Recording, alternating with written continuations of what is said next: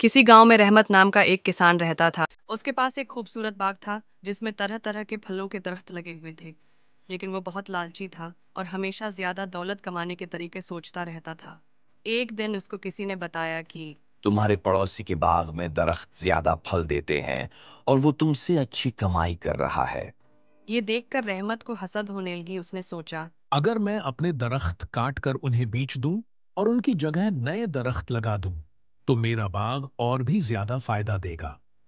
लालच में आकर उसने अपने कई पुराने दरख्त काट दिए और उनकी लकड़ी फरोख्त कर दी।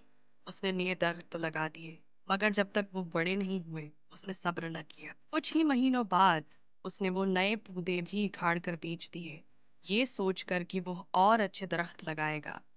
उस तरह उसका बाग बर्बाद हो गया और उसके पास न दरख्त बचे, न फल, न दौलत।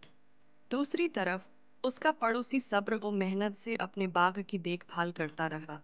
उसके दरख्त मजीद घने और फलदार हो गए और वो खुशहाल होता गया। लालच हमेशा नुकसान पहुंचाता है। कामयाबी के लिए मेहनत और सब्र जरूरी है।